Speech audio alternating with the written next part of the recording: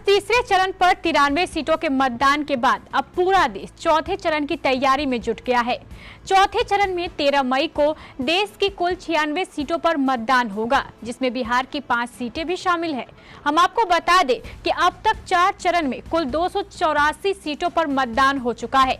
अब बाकी के 4 चरणों में कुल 259 सीटों पर मतदान होना है। चौथे चरण में 96 सीटों पर मतदान होगा।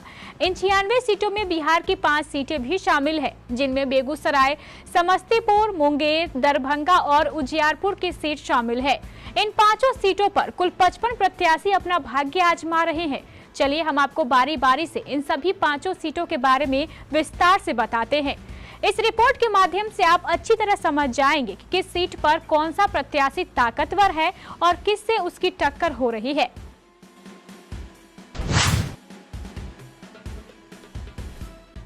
आइए इन 5 सीटों में सबसे पहले हम बात करते हैं मुंगेर लोकसभा क्षेत्र की। आज मुंगेर की सीट पूरे बिहार में सबसे हॉट सीट बनी हुई है। यहाँ सिर्फ ललन सिंह ही नहीं बल्कि स्वयं मुख्यमंत्री नीतीश कुमार की भी साख दांव पर लगी हुई है।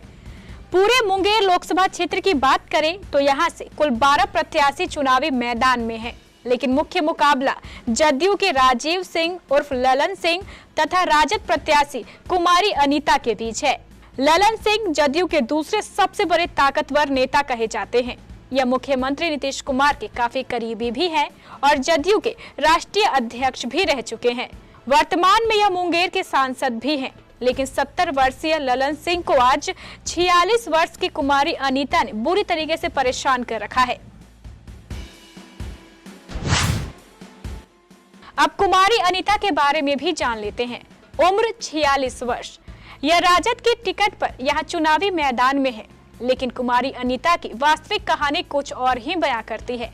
वास्तव में यह लड़ाई 62 वर्षीय गैंगस्टर अशोक मेहता और ललन सिंह के बीच की जा रही है। अशोक मेहता अपराध जगत से जुड़े हुए हैं और इन पर कई खतरनाक मामले दर्ज है। वर्तमान में अशोक मेहता नवादा जेल तोड़ने के कांड में 17 साल की सजा काट रहे हैं। सजा याफ्ता मुजरिम होने के कारण अशोक मेहता खुद चुनाव नहीं लड़ सकते, इसलिए अशोक मेहता ने सिर्फ चुनाव लड़ने के लिए आनन फानन में अपनी उम्र से 16 वर्ष छोटी कुमारी अनीता से विवाह कर लिया और अब कुमारी अनीता अशोक मेहता की ओर से खुद प्रत्याशी बन गई हैं और ललन सिंह को चुनावी मैदान में कड़ी टक्कर दे रही है। स्थानीय लोग बताते हैं कि मुंगेर के मतदाता ललन सिंह से काफी नाराज चल रहे हैं। चुनावी प्रचार के दौरान कई लोगों ने ललन सिंह को ही नहीं बल्कि मुख्यमंत्री नीतीश कुमार को भी काले झंडे दिखाए।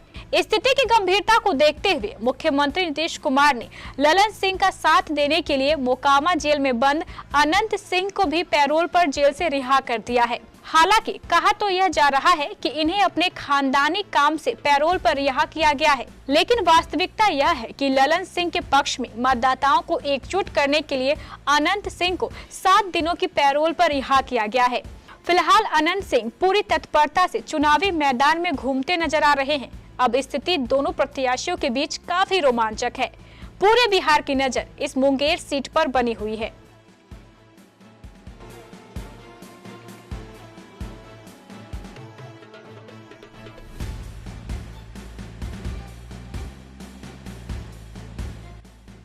अब बात करते हैं बेगूसराय लोकसभा क्षेत्र की। जैसा कि बेगूसराय के बारे में कहा जाता है, यहाँ अगड़ी जाति का वर्चस्व है और भाजपा के प्रत्याशी 71 वर्ष के गिरिराज सिंह भी इसी जाति से आते हैं। गौरतलब है कि बेगूसराय सीट एनडीए गठबंधन की ओर से भाजपा कोटे में गई है और यहाँ भाजपा ने जदयू गिरिराज सिंह को दोबारा अपना प्रत्याशी बनाया है। गौरतलब है कि 2019 के लोकसभा चुनाव में गिरिराज सिंह ने इसी बेगूसराय सीट पर कांग्रेस के फायर ब्रांड नेता कन्हैया कुमार को हराया था, लेकिन उस समय कन्हैया कुमार ने सीपीआई की टिकट पर यहां से चुनाव लड़ा था। बाद में कन्हैया कुमार सीपीआई छोड़कर कांग्रेस में शामिल हो गए और वर्तमान में पूर्वी दिल्ली लोकसभा क्षेत्र से मनोज वाजपेयी को टक्कर दे रहे हैं। हालांकि इस सीट पर कुल 10 प्रत्याशी मैदान में हैं, लेकिन गिरिराज सिंह की सीधी टक्कर सीपीआई के प्रत्याशी 72 वर्षीय अवधेश कुमार राय से हो रही है। अवधेश राय यादव समाज से आते हैं और इन्होंने पहली बार 1990 ईस्वी में बछवाड़ा विधानसभा से चुनाव जीता था। हालांकि वर्ष 2000 में अवधेश राय राजद के प्रत्याशी उत्तम यादव से मात्र 464 वोटों से विधानसभा का चुनाव हार गए थे, लेकिन दोबारा इन्होंने 2010 में बछवाड़ा विधानसभा चुनाव जीत लिया था। फिलहाल अवधेश राय को राजद के MY समीकरण का जबरदस्त समर्थन मिल रहा है, इसलिए यह सीट भी काफी दिलचस्प हो गई है।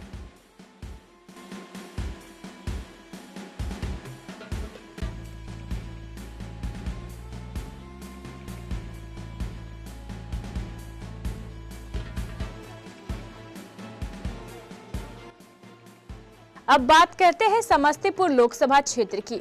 इस बार समस्तीपुर सीट पर पूरे बिहार की नजर बनी हुई है। कारण है यहां से लड़ने वाले दोनों प्रत्याशियों के पिता।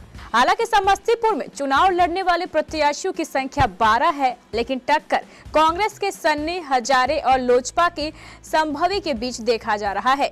हम समस्तीपुर सीट पर जिस बात की चर्चा कर रहे हैं वह इन दोनों ही प्रत्याशियों के पिता हैं।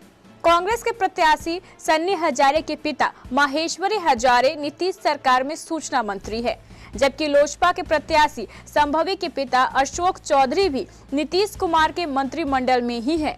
दोनों ही प्रत्याशियों के पिता नीतीश के खास मंत्री हैं, लेकिन दोनों के बेटे बेटी एक दूसरे के खिलाफ चुनाव लड़ रहे हैं। महेश्वरी हजारे का 33 वर्षीय पुत्र सन्नी हजारे जहां कांग्रेस की टिकट पर ताल ठोक रहे हैं, वहीं 25 वर्षीय संभवी लोकसभा की टिकट पर इस चुनाव में अपना भाग्य आजमा रही हैं। संभवी की पहचान पटना के प्रसिद्ध IPS ऑफिसर किशोर कुणाल की बहू के रूप में भी की जाती है।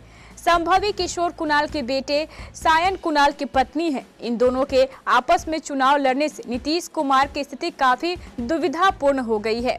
एक तरफ उनके मंत्री महेश्वरी हजारे हैं, तो दूसरी तरफ उनके दूसरे मंत्री अशोक चौधरी हैं। लेकिन गठबंधन की मजबूरियों के कारण नीतीश कुमार को लोजपा प्रत्याशी संभवी का प्रचार करना पड़ रहा है। स्थानीय लोगों ने बताया कि जब नीतीश कुमार चुनावी अभियान के तहत समस्तीपुर पहुंचे तो उन्होंने संभवी के लिए लोगों से वोट मांगा, लेकिन नीतीश कुमार के सभा में महेश्वरी हजारे बुलाने पर भी नहीं आए। नीतीश कुमार ने महेश्वरी हजारे को चुनाव प्रभारी बनाना था, लेकिन महेश्वरी हजारे सुपौल भी नहीं गए और समस्तीपुर में ही अपने बेटे के प्रचार अभियान में जुटे हुए हैं। इस पर आक्रोशित होकर नीतीश कुमार ने मंच से यह भी घोषणा कर डाली कि चुनाव के बाद हम ऐसे लोगों से मुक्ति पालेंगे। फिलहाल नीतीश कुमार की स्थिति काफी मुश्किल में है और लोगों का तो यहाँ तय कहना है कि समस्तीपुर में जदयू कार्यकर्ता भी कांग्रेस प्रत्याशी सन्नी हजारे के पक्ष में खुलेआम काम कर रहे हैं।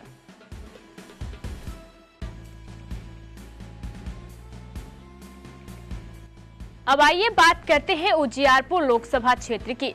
उजियारपुर का इलाका समस्तीपुर से मात्र 17 किलोमीटर दूरी पर है। बीजेपी के वरिष्ठ नेता और केंद्रीय मंत्री नित्यानंद राय के कारण यह लोकसभा क्षेत्र भी सुर्खियों में बना रहता है। वर्तमान केंद्रीय मंत्री 58 वर्षीय नित्यानंद राय वास्तव में हाजीपुर के रहने वाले हैं, लेकिन पिछले 2 चुनावों से 2014 और 2019 दोनों में इन्होंने उजियारपुर से ही सांसद का चुनाव जीता और मोदी सरकार में मंत्री बने। हालांकि उजियारपुर में चुनाव लड़ने वाले प्रत्याशियों की संख्या कुल 13 है, लेकिन नित्यानंद राय की सीधी टक्कर राजद के 55 वर्षीय नेता आलोक कुमार मेहता से है। आलोक कुमार मेहता पूर्व में बिहार सरकार में मंत्री रह चुके हैं, लेकिन 2009 और 2014 के लोकसभा चुनाव में उजियारपुर से चुनाव हार भी चुके हैं। आलोक मेहता वास्तव में वैशाली जिले के रहने वाले हैं, लेकिन यह शुरू से ही उजियारपुर क्षेत्र में राजनीति करते रहे हैं।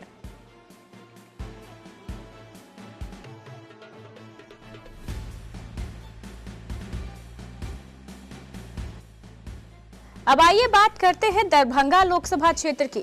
दरभंगा शहर बिहार के सबसे प्राचीन शहरों में शामिल है। इस शहर की खास बात यह है कि यहाँ बिहार का सबसे बड़ा मेडिकल हब है। मिथिलांचल का यह एक प्रमुख शहर है और वर्तमान में यहाँ के सांसद बीजेपी के गोपाल जी ठाकुर हैं।